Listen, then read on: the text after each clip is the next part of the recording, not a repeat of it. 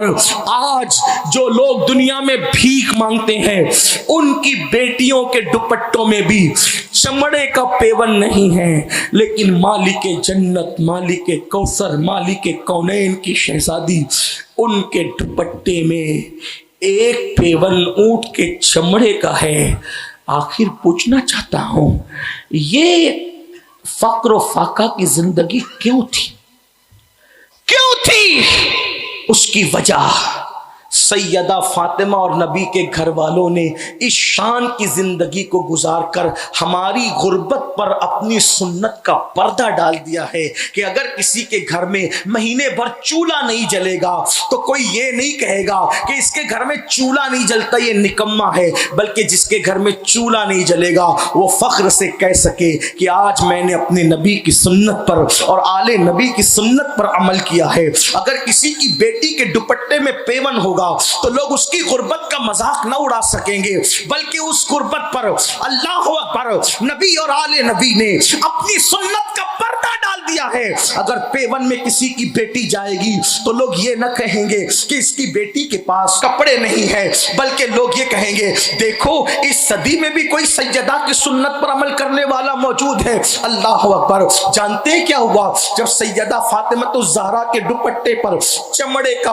پیون لگا تو میرے آقا آئے اور آ کر اپنی بیٹی کے دوپٹے پر جب چمڑے کا پیون دیکھا تو اللہ کے رسول سید الصابرین سید الشاکرین مصطفیٰ جان رحمت نے بیٹی کے سر پہ جب چمڑے کا پیون والا دوپٹہ دیکھا تو آنکھوں میں آنسو آ گئے۔ آقا رو پڑے۔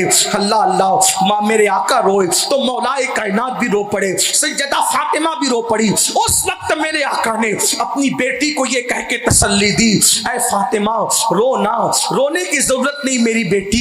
کیا تم اس بات پہ خوش نہیں ہو کہ دنیا والوں کے لیے دنیا کی نعمتیں ہیں اور محمد اور آل محمد کے لیے آخرت کی نعمتیں ہیں؟ میں پوچھنا چاہتا ہوں، اگر بیٹیوں کو یہ واقعات یاد کرائے جاتے کہ نبی کی شہزادی کے گھر میں ایک ایک مہینے تک چولہا نہیں جلا اور رسول اللہ کے گھر میں ایک ایک مہینے تک چولہا نہیں جلا تو قناعت پسندی کا جذبہ ہماری بچیوں کے دل میں بھی پیدا ہوتا۔ بلکہ ایک واقعہ مجھے یاد آیا، اکثر سیرت نگاروں نے اس کو لکھا ہے، توجہ سے سنیں۔ حضور کے گھر کا کیا حال تھا؟ آج تو موبائل کی لالچ پہ کوئی بھی بیٹی کو لے جائے ساتھ میں، زیور کی لالچ پہ کوئی بھی لے جائے بیٹی کو ساتھ میں۔ اتنی آوارگی، نفس کی پیاس اور خواہشات اتنی بڑھا لی گئی ہے کہ جس کی کوئی حد نہیں۔ روٹی دو جو چاہے لے لو، کپڑا دو جو چاہے لے لو، مکان کی لالچ دو جو چاہے لے لو، لیکن آؤ کیسا گزارا کیا، کیسی زندگی گزاری آل نبی، اصحاب نبی اور خود مصطفیٰ جان رحمت۔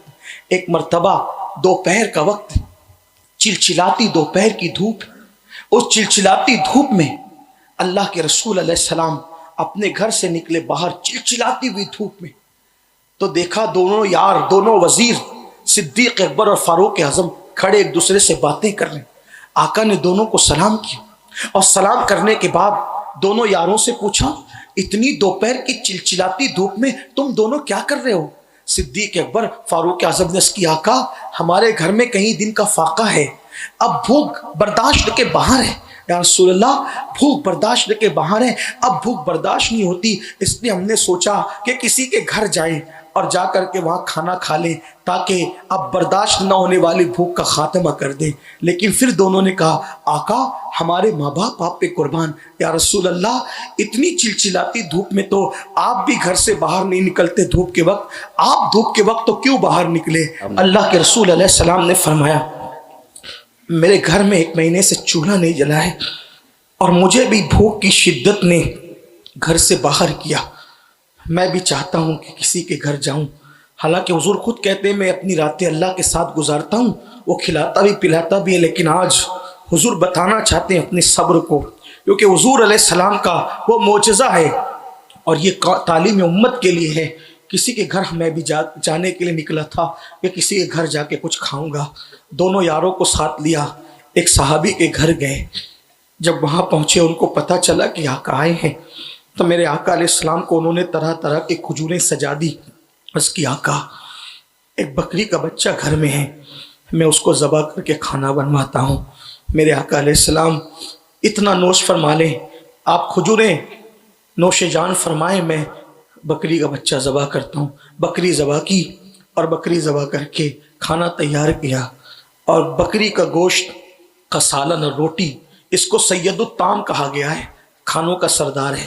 یہاں میں اپنے ان بھائیوں سے کہتا ہوں جو 3 بار پیٹ بھر کے کھاتے ہیں، 5 بار کھاتے ہیں، 2 ٹائم ناشتہ کرتے ہیں اور اللہ کے نبی کا دل دکھاتے ہیں گناہ کر کے، وہ تصور کریں میرے نبی نے اب اس دین کو ہمارے گھر تک پہنچانے کے لیے 1 مہینے تک گھر میں چولہا نہیں جلا میرے نبی کے گھر میں، بلکہ 1 مہینہ تو اس وقت کا واقعہ ہے.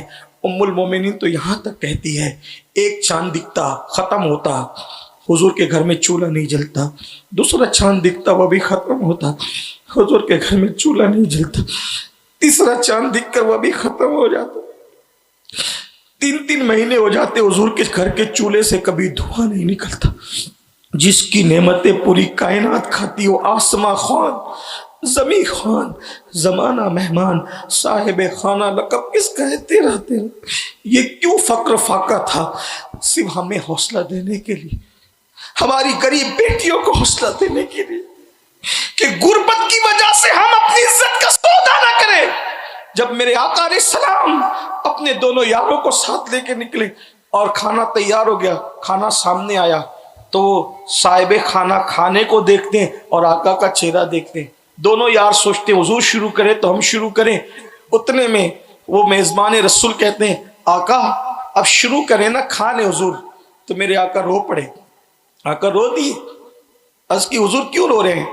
فرمایا میرے لیے تو نے کھانا تیار کر دیا، لیکن جتنے دن سے میں بھوکا ہوں اتنے دن سے میری بیٹی فاطمہ بھی بھوکی ہے. اتنے دن سے میری بیٹی فاطمہ بھی بھوکی. 1 مہینہ ہو رہا ہے، 1 مہینہ. کبھی بکری کا دودھ ہے، کبھی کھجور اور پانی ہے، اسی پہ گزارا ہے. آخر مالک جنت دنیا میں سب سے زیادہ مالدار اگر کوئی انسان پیدا ہوا ہے تو صرف مصطفیٰ جان رحمت ہے. نہ ان سے پہلے کوئی اتنا مالدار ہے، نہ ان کے بعد کوئی اتنا مالدار ہے. وجہ یہ ہے کہ کوئی ایک ریاست کا، کوئی ایک ملک کا، کوئی ایک خطے کا، کوئی ایک قبیلے کا مالک ہے، لیکن میرے نبی کو تو اللہ نے پوری کائنات کا مالک بنایا ہے. خالق کل نے آپ کو مالک کل بنا دیا. دونوں جہاں آپ کے قبضہ و اختیار میں، اور میں تو مالک ہی کہوں گا کہ وہ مالک کے حبیب یعنی محبوب و محب میں نہیں میرا تیرا وہی لا مکان کے مکی ہوئے، سر عرش تخت نشی ہوئے. یہ نبی ہیں جن کے ہے یہ مکان، وہ خدا ہے جس کا مکان نہیں، اور نہیں ان کی ملک میں آسماں کہ زمین نہیں کہ زمان نہیں. اللہ اکبر. میرے آقا فرماتے ہیں کہ مجھے تیرا کھانا دیکھ کر میری شہزادی فاطمہ کی بھوک یاد آ گئی ہے. جتنے دن کا میں بھوکا ہوں اتنے دن کی میری شہزادی فاطمہ بھی بھوکی ہے. اگر تم اجازت دو، توجہ کریں، انداز دیکھیں، اگر تم اجازت دو تو تھوڑا سا کھانا میں اپنی فاطمہ کے گھر بھجوا دوں. وہ رو پڑے آقا یہ سب آپ کا ہے حضور. تو میرے آقا نے روٹی اٹھائی، اس پہ چند بوٹیاں رکھی اور فرمایا لے جاؤ میری بیٹی کو پہنچا دینا کہ تیرے بابا یہاں کھا لیں، آپ وہاں پر نوش جان فرمائیں. آپ سے پوچھتا ہوں یہ اچھا ایک چیز میرے سمجھ میں نہیں آتی، میں آپ کو لیکن اس کو سمجھانا چاہتا ہوں کہ اگر آج آپ کی بستی کے امام کے گھر کا یہ آپ کو حال پتہ چل جائے کہ اس کے گھر میں چولہا نہیں جلا، تو دین سے 1000 غفلت کے بعد بھی آپ کیا کرو گے؟ راشن کا انبار لگا دو گے. ابھی لاک ڈاؤن کے اندر ہم نے دیکھا مسلمانوں نے اتنا ریلیف بانٹا کہ غریب لوگ دکانداروں کو مال بیچنے شروع کر دیے. یعنی اتنی دین سے دوری کے بعد بھی ایک دوسرے کا اتنا خیال ہے. تو نبی کے گھر میں 3 مہینے چولہا نہیں جلتا تھا، لیکن کوئی صحابی وہاں لا کے دیتے کیوں نہیں تھے؟ ایک بات سوال پیدا ہوتا ہے، اگر آپ بتائیں نا، جو اپنی جان قربان کر دیں، جو اپنی جان قربان کر دیں، مکے جیسا وطن قربان کر دیں، ماں باپ قربان کر دیں،